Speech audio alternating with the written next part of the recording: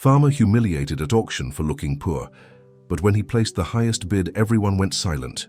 The punishing sun of the Midwest scorched the land. The drought had lasted more than 3 years, and many neighbors had abandoned their farms. But John persisted with a silent determination that few understood. That morning, his oldest son Thomas rushed in with a newspaper in hand. "Dad, there's going to be a cattle auction at Windcrest Ranch in Springfield. They're selling the King of the Plains, that prize-winning bull from Colonel Davidson's farm." John took the newspaper, and his eyes lit up at the sight of the impressive animal. "This bull could be the salvation of our breeding program, son. With his genetics, our herd will gain resistance and productivity," John said thoughtfully. "The auction is the day after tomorrow. I'm going to participate." Thomas looked at his father with concern. "But Dad, this auction is only for the agricultural elite. You've already tried to talk to Colonel Davidson about buying one of the bull's calves, and he wouldn't even see you." John folded the newspaper and tucked it into the pocket of his worn shirt. "This time will be different. I'm going to the auction, and no one will stop me from placing my bid." On the morning of the auction, John wore his best clothes, a long-sleeved plaid shirt, jeans, and a leather hat. Despite his efforts, he still looked like a simple countryman compared to the wealthy businessmen and farmers who would attend the event. Windcrest Ranch, located on the border between Missouri and Arkansas, was a luxurious property with impeccable gardens and a modern structure that stood out from the reality of most residents in the region. John arrived early, driving his old pickup truck, and was immediately noticed by the security guards at the entrance. "Do you have an invitation, sir?" asked one of the guards, looking him up and down.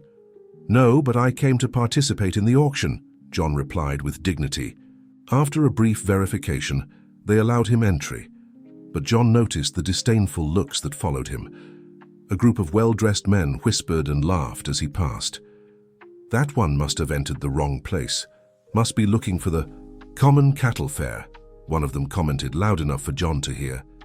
Ignoring the provocations, John found a place to sit in the last rows of the auction hall. The environment was sophisticated, with upholstered chairs, air conditioning, and a high-quality sound system. On the stage, a special corral had been set up to display the animals. While waiting for the event to begin, John carefully observed the people around him. That's when he noticed the presence of August Mitchell, a powerful farmer who 20 years earlier had tried to take his land through falsified documents. John's heart raced. The presence of that man brought bitter memories, but he took a deep breath and remained calm. The auctioneer, a charismatic man in an impeccable suit, took the stage and began the event. "Ladies and gentlemen, it is with great pleasure that we begin the 15th annual Windcrest Ranch auction.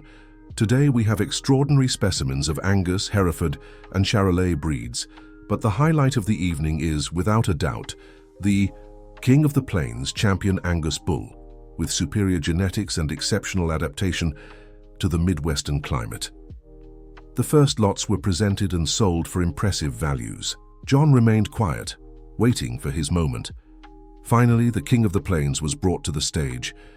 The animal was magnificent, shiny black coat, imposing stature, defined musculature. There was a murmur of admiration in the hall. "We'll start." "The bidding at $100,000, announced the auctioneer. Immediately, several paddles were raised. The price quickly rose. $120,000, $150,000, $200,000. When the value reached $250,000, few participants remained in the running. August Mitchell offered $280,000 and smiled confidently, looking around as if he were already the winner. It was at that moment that John raised his paddle for the first time. $300,000, announced the auctioneer, surprised to see the bid coming from the last rows. People turned to see who had made the offer. Muffled laughter spread through the hall when they identified John. "He must be joking," someone commented. August Mitchell looked irritated at John and raised the bid to $350,000. Without hesitation, John raised his paddle again. $400,000, announced the auctioneer with a tone of incredulity. The buzz in the hall increased. Colonel Davidson, the bull's owner, whispered something to the auctioneer, who then addressed the audience. "Gentlemen, just a reminder that the Winner must make the payment today according to the auction regulations. The message was clear. They were doubting John's ability to honor his bid. But the farmer remained impassive, his eyes fixed on the bull. August Mitchell offered $450,000, and John immediately responded with $500,000. The tension in the environment was palpable. Mitchell, visibly irritated, reached $550,000. John, without showing emotion, raised to $600,000. $600,000 going once, going twice. The auctioneer looked at August Mitchell, who, after a few seconds of hesitation, shook his head negatively. Sold for $600,000 to Mr.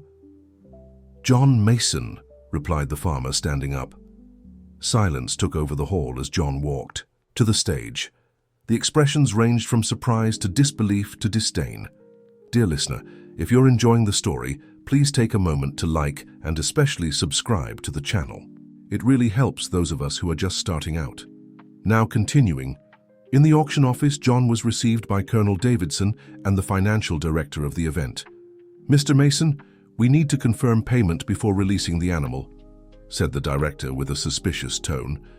Without saying a word, John took an envelope from his pocket and handed it to the director. Inside was a letter of credit from one of the country's largest banks, authorizing the immediate transfer of $600,000. The director's eyes widened. Everything seems to be in order, he said, disconcerted. Congratulations on your acquisition, Mr. Mason.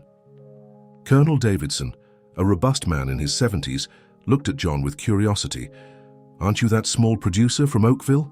How did you get all that money? John looked the colonel in the eyes with dignity. I am a farmer, yes. I've worked the land since I was born. As for the money, let's just say I learned to value what I have and invest in what I believe in.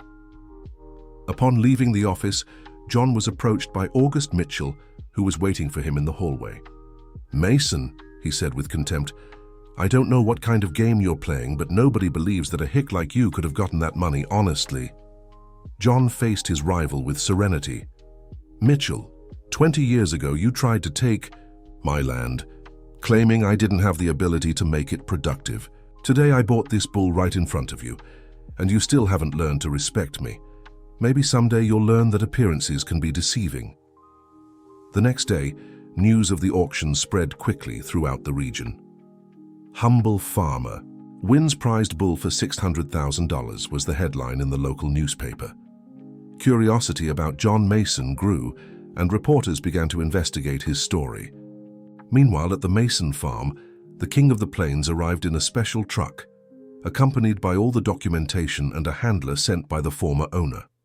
Laura and Thomas watched in amazement as the magnificent animal was led to the newly prepared corral. Dad, now will you tell us how you got all that money? Asked Thomas, still astonished by the events. John smiled and gestured for his children to follow him. They walked for almost half an hour until they reached an area of the farm where they rarely went, protected by dense native vegetation. There, hidden among the native trees, was a simple-looking shed, but built with durable material. It's time for you to learn what I've built over the last 30 years, said John, opening a padlock and revealing a metal door. Upon entering, Laura and Thomas were dumbfounded.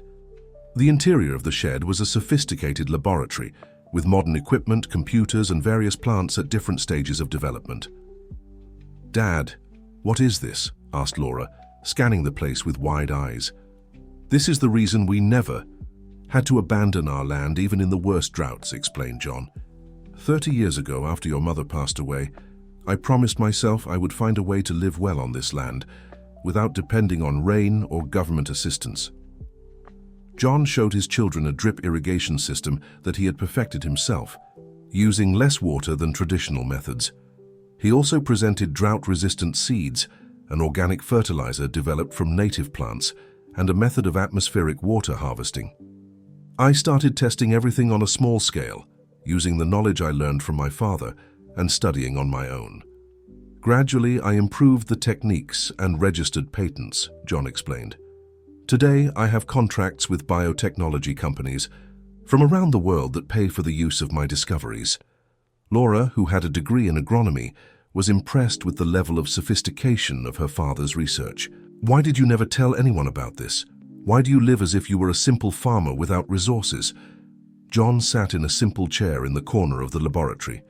"Because I learned that when people think you have nothing, they show who they really are. Besides, I never wanted to draw attention. I prefer to help silently." He explained that part of the profits from his patents was directed to a fund that financed small farmers in the region, offering loans at low interest rates and technical assistance. Many families you know only didn't abandon their land because they received this help, but they think it comes from an international NGO. In the following days, media interest in John's story increased. Journalists began showing up at the farm, seeking interviews. Most were politely turned away, but a young reporter named Caroline Smith from the Midwest Daily managed to catch John's attention with her respectful approach and genuine interest in family farming. "Mr. Mason, I'm not here to exploit the sensationalism of your purchase at the auction. I want to understand how you managed to keep your farm productive despite the severe drought we're facing," explained Caroline. John decided to grant a limited interview without revealing his technological secrets, but talking about traditional techniques for living with semi-arid conditions. The report, published a week later, highlighted the farmer's wisdom and resilience, but also raised questions about how he had managed to obtain resources to acquire such a valuable bull. The media exposure attracted the attention of influential people. One afternoon, John received an unexpected visit from Richard Albright, the state's Secretary of Agriculture. "Mr. Mason, your story has caught the governor's attention. We would like to learn more about your drought-adapted cultivation methods," said the secretary, while observing with interest the property that, seen from the outside, looked like a modest farm like so many others in the region. John received the visitor with hospitality, offering coconut water and goat cheese produced right there. During the conversation, he avoided revealing his most valuable secrets, but shared some basic techniques of water conservation and sustainable soil management. "It's impressive how you managed to keep all this productive with such apparently few resources," commented the secretary. "Sometimes, Mr. Secretary, wealth is not in what you see but in the knowledge accumulated over the years," John replied wisely. After the official visit, rumors about John Mason intensified. Some said he had found gold on his land. Others speculated about a supposed relationship with some wealthy family from the West Coast. The truth, however, remained known only to his children and himself. Meanwhile, the King of the Plains began to fulfill his role on the farm. The first heifers were inseminated with the prized bull's semen, beginning a new lineage that promised to revolutionize the Mason herd. John observed the results with satisfaction, knowing he had made the right investment. One night during dinner on the porch of the Simple house, Thomas brought disturbing news. "Dad, I heard that Colonel Davidson is spreading around town that you must be involved in some illegal activity to have so much money. He's saying he's going to request an investigation." John continued calmly eating his cornbread with beef stew. "Let them talk. Those with a clear conscience fear no investigation." Laura, however, was worried. "Dad, maybe it's time to reveal to the world who you really are. Your technologies could help thousands of farmers." John put his fork on his plate and looked at his daughter. "Laura, I've spent my whole life protecting our knowledge because I know how this country works. If I reveal everything I've developed, big companies will want to appropriate it, and politicians will use it as an electoral platform. I prefer to help in my own way, silently." The conversation was interrupted by the arrival of an unfamiliar car. It was August Mitchell, accompanied by two intimidating-looking men. John stood up and walked to the farm gate. "What do you want, Mitchell?" he asked calmly. August Mitchell smiled disdainfully. "I've come to make an offer, Mason. I want to buy the King of the Plains for $1 million. It's almost double what you paid." John shook his head negatively. "The bull is not for sale." $2 million, insisted Mitchell. "Come on, man, be reasonable. You and I know that a farmer like you doesn't need an animal of this caliber." "Mr. Mitchell, not everything in this life is solved with money. The King of the Plains has a purpose on my farm, and I don't intend to sell it, no matter what value you offer." August Mitchell's face contorted with anger. "You'll regret this decision, Mason. Nobody refuses an offer of mine and comes out unscathed." "Is that a threat?" asked John, maintaining his composure. "Interpret it as you wish," replied Mitchell, before getting into his luxury car and leaving, raising dust on the dirt road.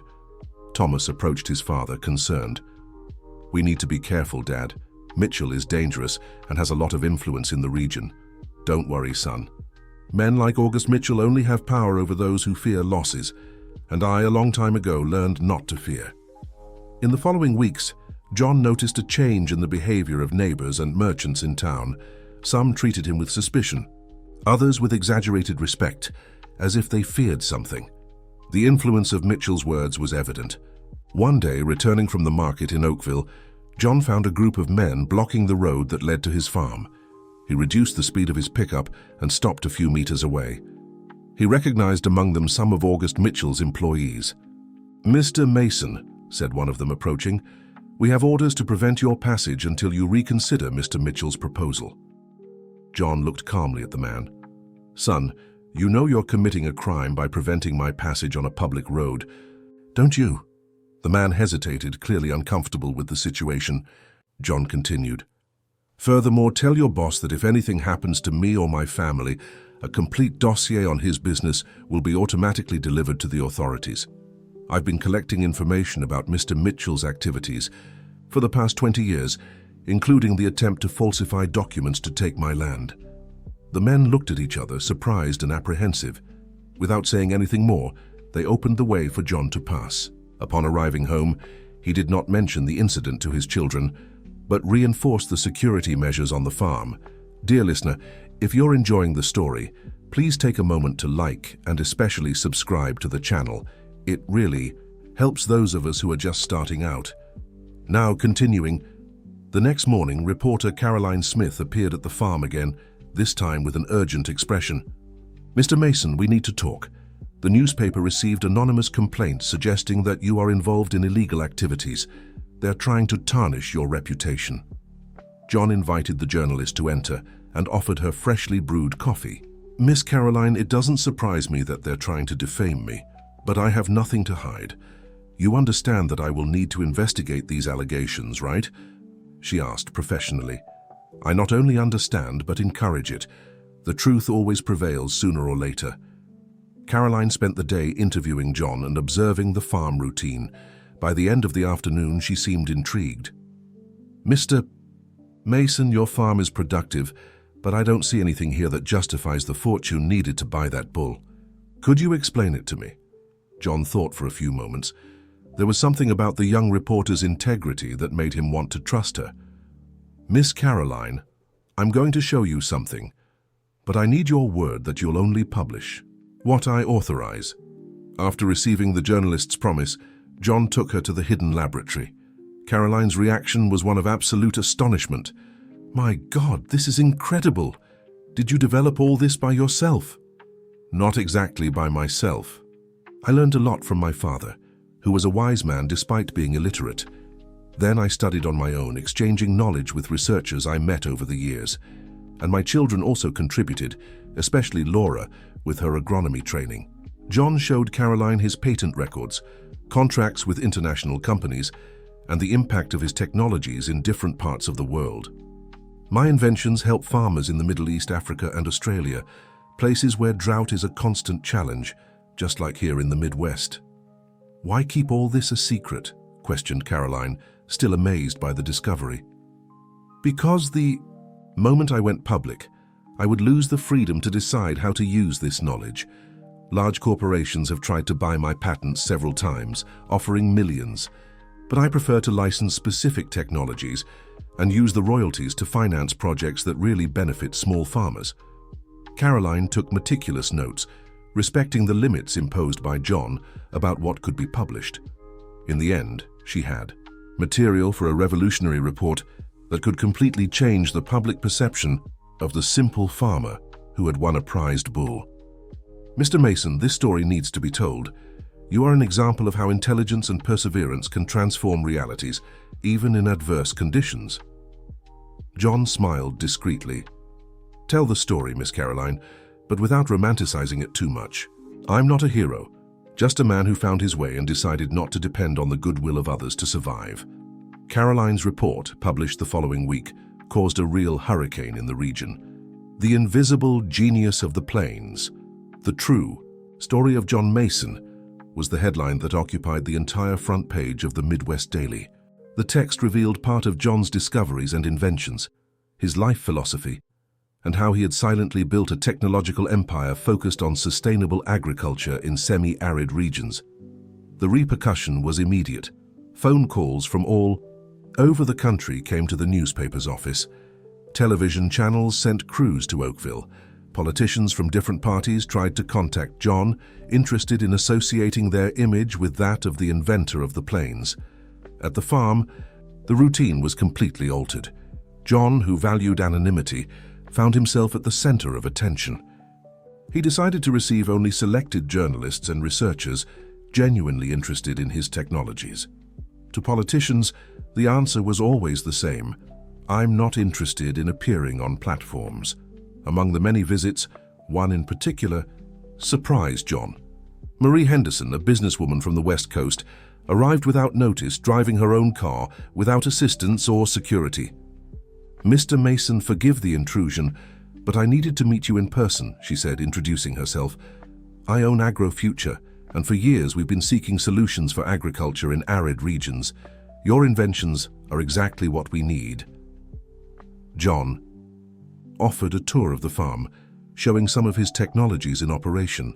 Marie, with her technical knowledge, asked pertinent questions and showed genuine interest. "What exactly are you proposing?" asked John after hours of conversation. "A partnership. I don't want to buy your patents or control your inventions. I want us to work together to bring these solutions to more farmers. My company has the structure and logistics that you lack to expand your impact." The proposal was tempting. Marie spoke with passion about sustainability and how AgroFuture's business model prioritized social impact above immediate profit. John promised to think about it and give an answer soon. At night, gathered with his children, John shared the proposal. "What do you think? Should I accept this partnership?" Laura, always pragmatic, pondered. "Dad, I researched AgroFuture. It's a company with an excellent reputation, sustainability certifications, and social responsibility awards. Besides, Mrs. Henderson's proposal would keep control of the technologies in our hands." Thomas, more cautious, expressed his concerns. "What if it's a trap? What if after we've revealed all our secrets, they change the terms of the agreement?" John listened carefully to his children's arguments. "I'll meditate on this. The decision will affect not only our family, but potentially thousands of farmers who could benefit from these technologies." While John was considering AgroFuture's proposal, a new problem arose. The Plains Herald, known for its sensationalism, published an article insinuating that John's inventions were, in fact, technologies stolen from foreign universities. The accusation was absurd, but caused immediate damage. Some contracts were temporarily suspended, and a delegation of international researchers who would visit the farm cancelled the trip. Indignant, Caroline Smith sought out John. "This is clearly a defamation campaign. I need you to provide me with all the documentation that proves the originality of your inventions." John gave the journalist folders containing patent records, initial prototypes, notebooks with annotations dated decades ago, and correspondence with renowned scientists who attested to his pioneering work. With this material, Caroline published a devastating report, debunking each accusation and revealing that the owner of the Plains Herald was August Mitchell's cousin and had common interests with him. The truth prevailed, and John's credibility was restored. However, the episode made it clear that his anonymity had definitely ended and that he would now need to learn to navigate the turbulent waters of public exposure. One afternoon, John received an unexpected call. It was the state governor inviting him to a meeting in the state capital. After consulting with his children, he decided to accept the invitation, taking Laura as his companion. At the governor's mansion, the state government headquarters, John was received with all honors. The governor, an experienced politician in his second term, did not hide his enthusiasm upon meeting the inventor. Mr. Mason, it is an honor to receive you. Your contributions to agriculture in semi-arid regions are extraordinary and deserve recognition. The conversation flowed amicably, with the governor demonstrating genuine knowledge about the challenges of the region. In the end came the proposal. I would like to create a state research center focused on technologies for semi-arid regions. And I want you to be the scientific director. You will have complete freedom to develop your projects with the financial and structural support of the government. John thanked him for the invitation, but asked for time to think. Governor, your intentions seem noble, but I need to carefully evaluate whether this is the best path for our technologies. On the way back to Oakville, Laura expressed her enthusiasm. Dad, this is a unique opportunity. Imagine how many people we could help with the state government's support. John smiled at his daughter. Laura, governments change every 4 years. What is a priority today may be forgotten tomorrow. We need to think beyond political terms. Upon arriving home, John found an unexpected visitor.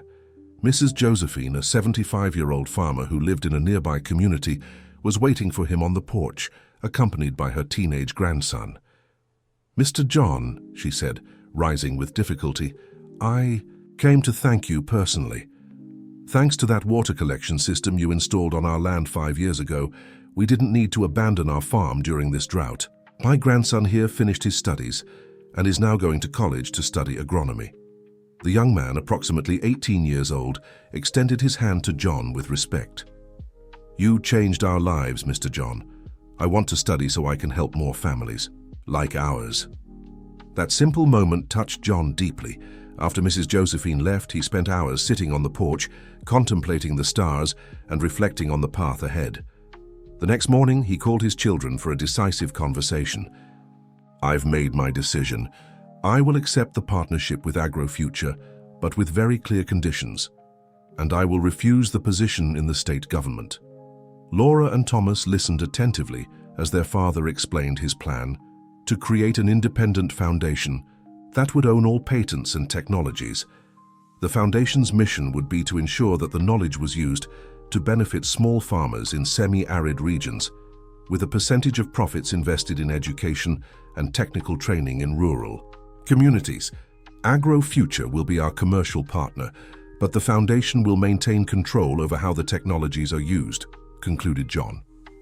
In the following months, the Mason Foundation for Sustainable Development of Semi-Arid Regions was officially established. Marie Henderson kept her word, and the partnership with AgroFuture rapidly expanded the reach of John's technologies. Efficient irrigation systems, atmospheric water harvesting methods, adapted seeds and organic fertilizers developed by John began to transform the reality of rural communities throughout the Midwest. The foundation also created technical training programs, bringing knowledge and opportunities to young people from the countryside. The King of the Plains, the bull that had been the catalyst for all that transformation, generated a lineage of cattle exceptionally adapted to semi-arid conditions. John regularly donated specimens to small breeders, helping to improve the quality of the herd throughout the region. John's fame grew, but he maintained his simple lifestyle. He continued to live in the same wooden house, wearing the same modest clothes and working daily on the land. For him, recognition was just a means to expand his positive impact. 1. Day August. Mitchell appeared at the farm alone in a gesture that surprised everyone. John received him on the porch, offering fresh water and a chair in the shade. Mason, Mitchell began, visibly uncomfortable, I come to apologize for my behavior. I was driven by envy and wounded pride. What you've built here is admirable and deserves respect. John observed his old rival for a few moments, seeking sincerity in his words. Apology accepted, Mitchell. I never held a grudge. I just defended myself when necessary. I have a proposal to make, continued Mitchell. I would like to donate part of my land for your foundation to build a training center for young farmers. It's my way of contributing to your work. The offer was surprising, but John perceived the genuine change in the farmer's attitude. I accept your donation, Mitchell, and I hope it's the beginning of a new relationship between us. The two men shook hands, sealing an agreement that symbolized a greater transformation happening in the region.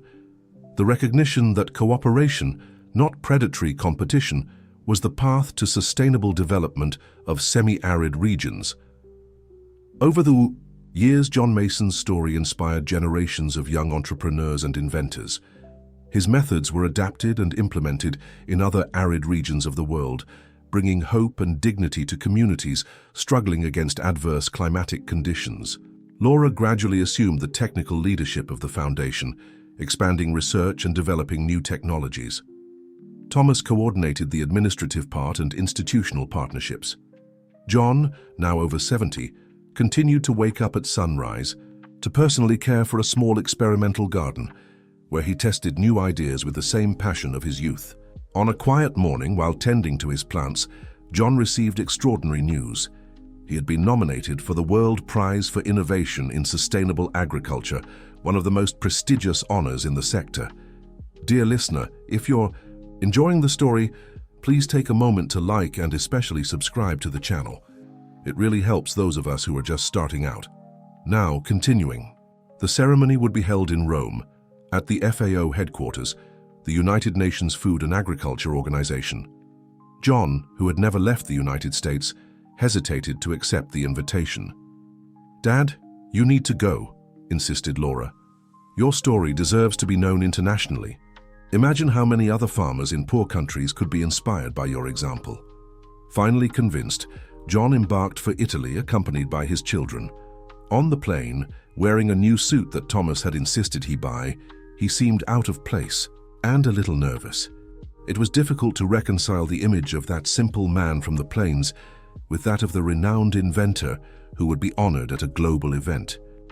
At the ceremony, before authorities, scientists, and representatives from various countries, John was called to the stage to receive the award.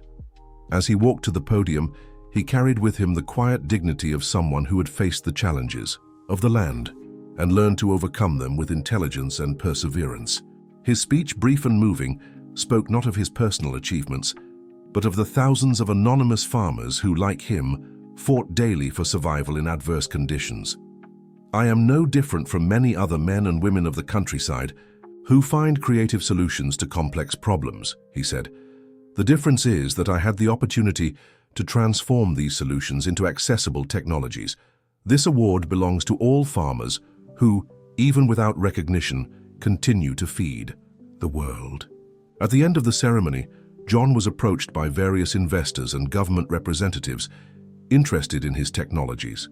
With patience and wisdom, he redirected all proposals to the foundation, reaffirming that his knowledge was not for sale, but available for partnerships that would benefit those most in need. Back in the United States, John was received as a national hero.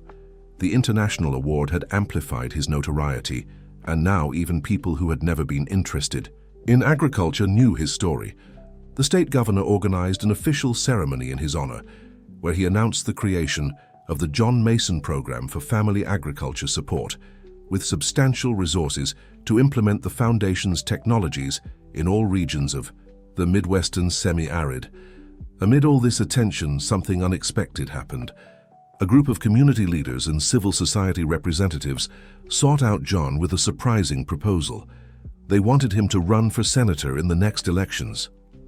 "Mr. John, you are the voice we need in the United States Senate," argued one of the leaders.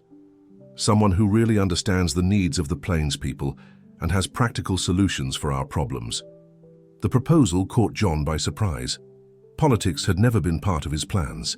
He had always preferred to work behind the scenes, away from the spotlight and power struggles. He asked for time to reflect, promising an answer in a few days. The possibility of a candidacy divided the Mason family. Laura viewed her father's entry into politics favorably, believing he could influence public policies on a large scale. Thomas, on the other hand, feared that political exposure could compromise the integrity and independence of the foundation. "Dad, you built all this precisely by being outside the political game," argued Thomas. "The moment you become a politician, many doors will close and others will open for the wrong reasons." John listened to all arguments carefully, but knew that the final decision would be exclusively his.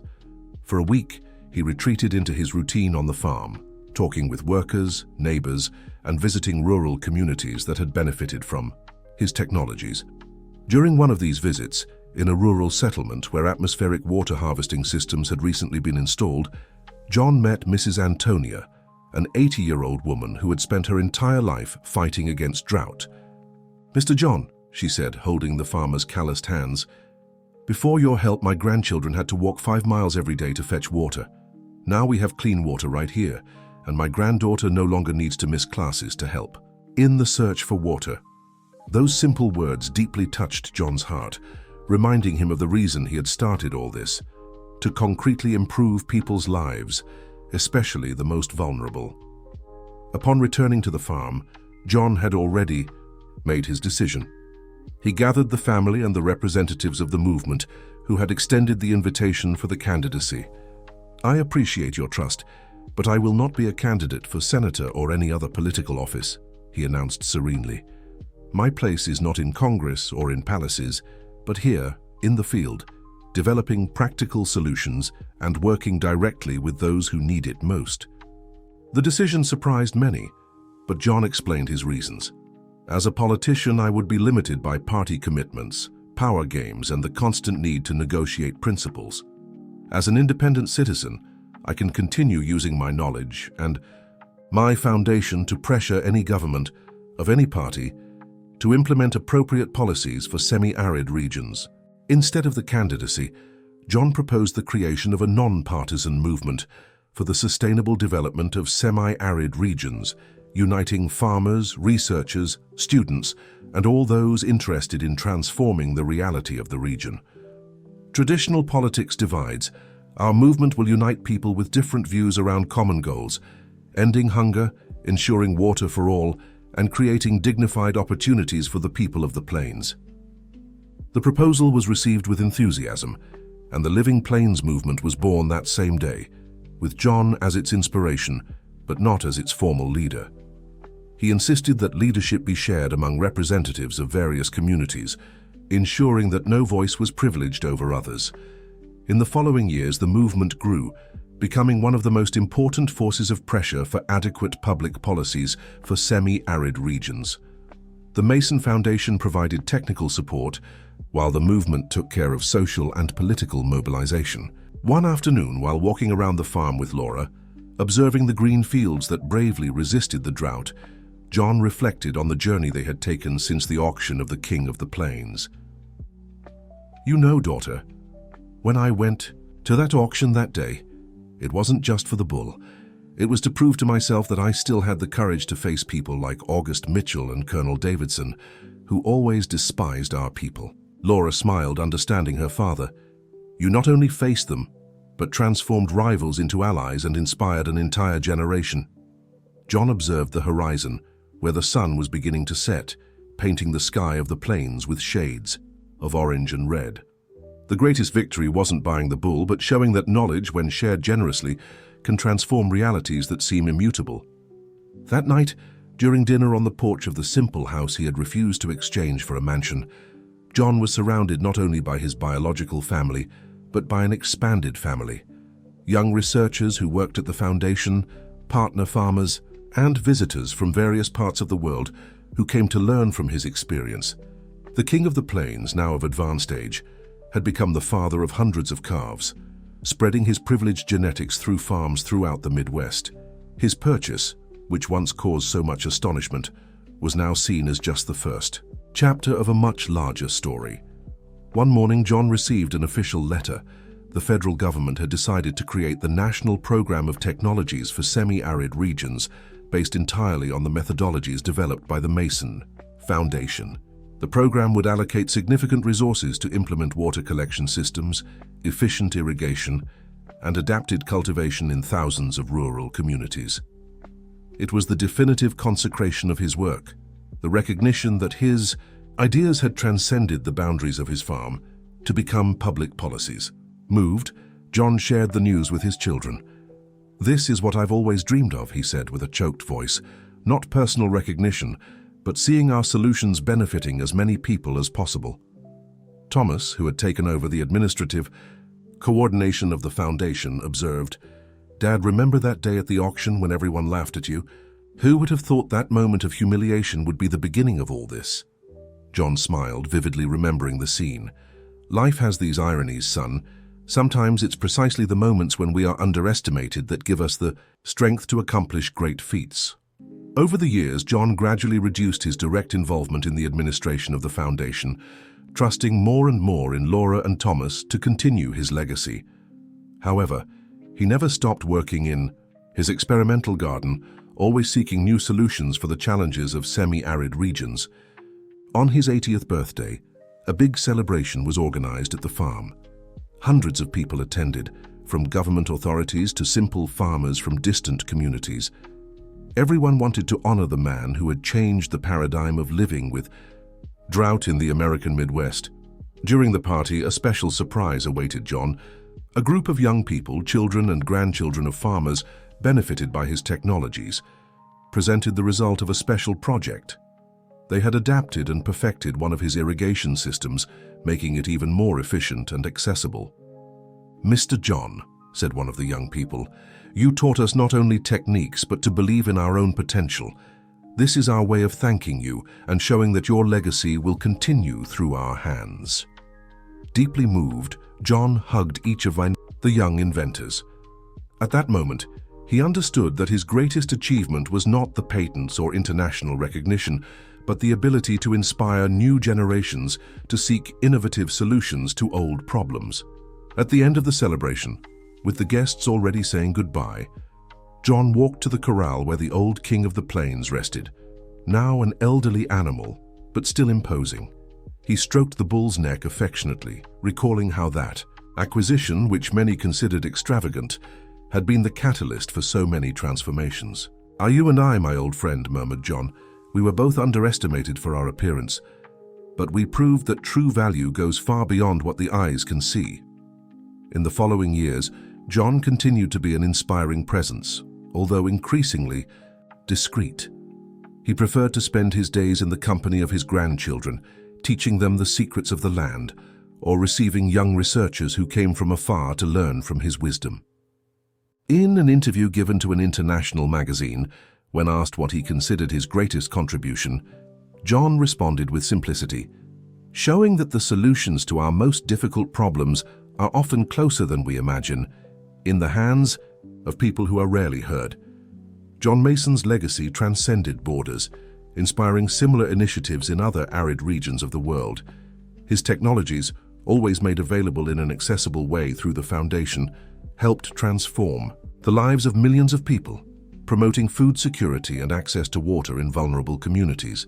What began with a bold bid at an auction transformed into a global movement for sustainable solutions for regions challenged by drought.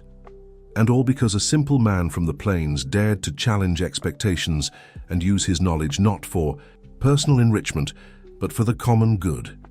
Years later, when journalists asked Laura and Thomas about the secret of their father's success, they always responded the same way. He never let himself be defined by others' judgment. When everyone saw him as a simple farmer without resources, he already knew exactly who he was and what he was capable of. John Mason's story would become an example studied in schools and universities, inspiring debates about social innovation, sustainable development, and the transformative power of knowledge when shared generously. In a solemn ceremony held at UN headquarters, the Secretary General announced the creation of the John Mason Prize for Innovation in Sustainable Development, designed to recognize inventors and innovators who, like him, dedicated their talent to solving the problems of the most vulnerable populations. Upon receiving the news at his farm in Oakville, John smiled with humility. For him, the greatest recognition would always be seeing the green persisting in the plains, even during the most severe droughts, and the sparkle of hope in the eyes of families who could now remain with dignity on their land. On a quiet afternoon, sitting on the porch of his house, John observed the movement of the farm that now also functioned as a training center for farmers from various parts of the world. Young people from African countries, the Middle East and Asia, learned techniques that could transform their communities of origin. Thomas approached with a cup of freshly brewed coffee and sat down next to his father. "You know, Dad, I still remember your face when you came back from that auction. You seemed taller, as if you had removed a weight from your shoulders. John smiled, taking a sip of the strong coffee. That day, son, I didn't just buy a bull. I bought the right to be respected for who I am, not for what I appear to be. And that was the beginning of everything that came after. The two remained, silent for a few minutes, contemplating the sunset that tinted the sky of the plains with vibrant colors. On the horizon, the atmospheric water harvesting towers developed by John stood out in the landscape, symbols of a silent revolution that had transformed man's relationship with the dry land. "Dad," Thomas finally said, "you could have been anything. Influential politician, billionaire businessman, international celebrity. Why did you choose to stay here, living almost the same way you always lived?" John set down his cup and looked at his son with serenity. "Because this is my place, Thomas. It was on this land that I learned everything I know. It was here that I faced my greatest challenges and found my best answers. True wealth is not in having more than I need, but in making what I have benefit as many people as possible." That night, gathered around the table for dinner, were not only Laura, Thomas, and their families, but also researchers, interns, and visitors from various countries. It was an expanded family, united not by blood ties, but by a shared vision of a world where technology and knowledge serve to create opportunities for all, especially the most vulnerable. As he raised his glass in a toast, John looked at each face around the table and felt a deep gratitude. The path had been long since that day at the auction, when everyone laughed at the humble farmer who dared to place the highest bid. But every step of that journey had been worth it, not for the honors or recognition, but for the lives transformed, the hopes renewed, the possibilities created where before there was only hopelessness. "To life," he said simply, "and to the capacity each of us has to make a difference, no matter where we come from or how we are seen by others." The glasses rose in unison, and in that simple moment, in the wooden house of a plainsman who had changed the world, was the essence of a universal truth. The true value of a person is never in appearances, but in actions and the positive impact left in the lives of others. End of story. You've reached the end of this exciting journey through the American heartland. What did you think of John's story? Leave a comment telling us which part touched your heart the most. If this story of perseverance and wisdom from the plains inspired you, don't forget to leave a like and subscribe to the channel for more narratives that celebrate the strength and dignity of the American people.